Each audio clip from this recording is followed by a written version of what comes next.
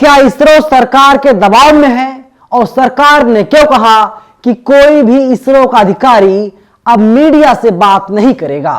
पूरी जानकारी आगे मैं आपको बताऊंगा। नमस्कार, मेरा नाम है नवीन कुमार नंदन और आप देख रहे हैं नेशनल दस्तक। जोशीमठ में क्या हो रहा है शायद आपको पता होगा। वहां के लोगों को कहा जा रहा है आप लोग यहां से चले जाइए क्योंकि घरों में दरारें आ रही हैं। ये जो तस्वीर अभी आप अपनी स्क्रीन पर देख रहे हैं, कितनी बड़ी बड़ी दरारें लोगों के घरों पर आ गई हैं। कई जगह मकान टूट गए हैं, लोग परेशान हैं, वे लोग कहां जाएं?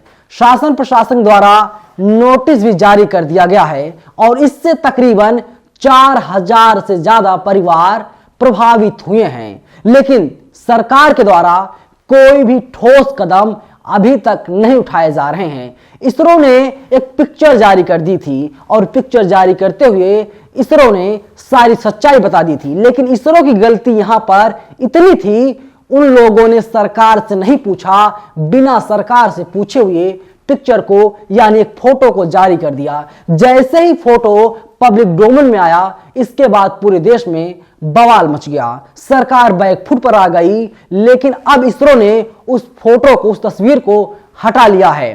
कुछ लोग कह रहे हैं कि सरकार का दबाव लगातार इसरो पर बनता जा रहा है, इसीलिए अब इसरो बैकफुट पर आ गई है। तमाम तस्वीरें हैं, हम एक एक करके आपको तस्वीरें दिखा रहे हैं किस तरीके से एक महिला खड़ी है और उनका घर है। इन्होंने बहुत मेहनत से अपने घर को बनाया था, लेकिन इसमें गहरी दरारें आ गई हैं और इसके साथ ही जमीन लगातार धंस रही है। इसरो ने पिक्चर जारी करते हुए कहा था कि 17 से 19 अक्टूबर की बाढ़ से उत्तराखंड में भारी तबाही हुई थी।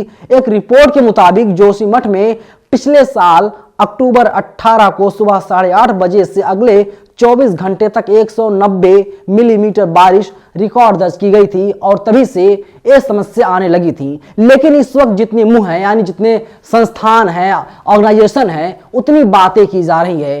कोई बीते 50 सालों का हवाला दे रहा है, कोई साल 2022 का जिक्र कर रहा है और यही बताने की कोशिश कर रहा है कि देखिए सरकार जो है पूरी तरीके से यहाँ पर फेल होती हुई दिखाई दे रही है। एक रिपोर्ट है, रिपोर्ट में बताया गया है कि पिछले साल अक्टूबर की जो बारिश आई थी उससे धीरे धीरे यहाँ दरारें पड़ने लगी। पहले दिन नॉर्मल लगा, लेकिन जब दूसरे दिन दरार देखी गई तो हम लोग बहुत घबरा गए थे। धीरे धीरे करके दरारें बहुत चौड़ी होने लगी।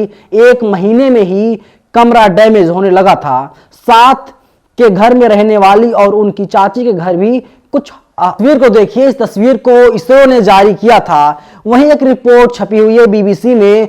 सुमेधा भट्ट के अनुसार पिछले साल फरवरी में ग्लेशियर टूटने के बाद मार्च से दरारें दिखनी शुरू हुई थी और उसके बाद ये दरारें बढ़ने लगी। ग्लेशियर टूटने से उत्तराखंड में 200 से ज्यादा लोग मारे गए थे। जोशीमठ का धंसना नई बात नहीं है। साल 1976 की मिश्रा कमेटी की रिपोर्ट में शहर के धंसने का जिक्र किया गया है। स्थानीय एक्टिविस्ट अब्दुल सती का दावा है गुजरे दशकों में ऐसे वक्त भी आए जब जोशीमठ के धंसने में ठहराव आया और पिछले साल फरवरी और अक्टूबर की तबाही ने जोशीमठ के धंसाव को गति दी, लेकिन दावों की वैज्ञानिक पुष्टि होना अभी बाकी है। इसरो की तस्वीर को हम आपको दिखा रहे हैं, आप इसरो की तस्वीर को देखिए और अंदाजा लगाइए इसरो ने अपने रिपोर्ट में और अपनी तस्वीर में क्या दावा किया है, ये जान लेना बहुत जरूरी है। इसरो के हैदराबाद स्थित नेशनल रिमोट सेंसिंग सेंटर यानी NRSC ने रिपोर्ट जारी की। सैटेलाइट तस्वीरों के अनुसार पूरा जोशीमठ शहर धंस जाएगा। रिपोर्ट में कहा गया है कि पिछले कुछ दिनों से जोशीमठ में जमीन धंसने और दरारों की जानकारी मिल रही है। इसरो का यह भी कहना है कि अप्रैल से नवंबर 2022 तक जमीन धंसने का मामला धीमा था। इन 7 महीनों में जोशीमठ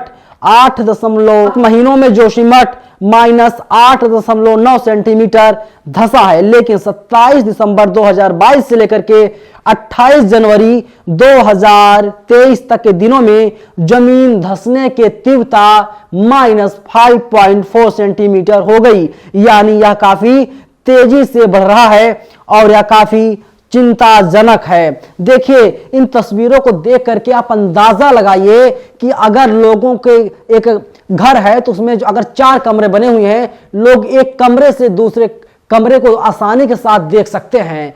तो कितना बड़ा एक तरीके से हादसा ही अगर इसे कहा जाए तो शायद ज्यादा ठीक रहेगा, लेकिन सरकार अपना असली चेहरा सामने ला दी है। और कुछ लोग ऐसे हैं, तमाम तस्वीरें ऐसी आ रही हैं, जो लोग वहां के रहने वाले थे उन लोगों घर में दरार आ गई है।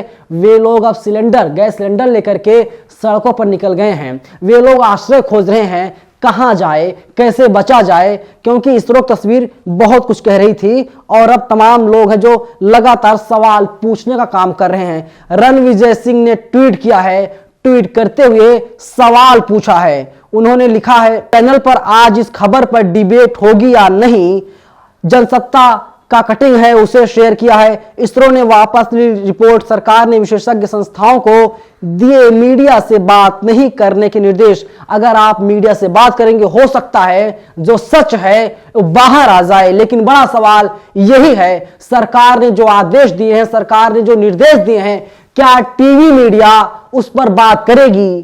क्या टीवी मीडिया सरकार से सवाल पूछेगी? अपने में बड़ा सवाल है। और सिर्फ उत्तराखंड का मामला नहीं है, बल्कि पूरे देश का मामला है। पूरे देश की जो जनता है, आम लोग हैं, वे लोग सवाल पूछ रहे हैं। लेकिन टीवी मीडिया से आप उम्मीद नहीं कर सकते, टीवी मीडिया वाले सरकार से सवाल पूछने की हिम्मत करेंगे। आप लोगों को क्या लगता है? आप लोग अपनी राय कमेंट सेक्शन में हमें जरूर बताइएगा। नेशनल दस्तक की आपसे गुजारिश है कि अगर इसको बचाना चाहते हैं तो नेशनल दस्तक को सब्सक्राइब करने के लिए रेड कलर के सब्सक्राइब बटन को दबाएं, फिर बेल आइकन की घंटी दबाएं। नेशनल दस्तक को बचाने के लिए बहुत जरूरी है कि हर खबर को शेयर करें, लाइक करें, कमेंट जरूर करें।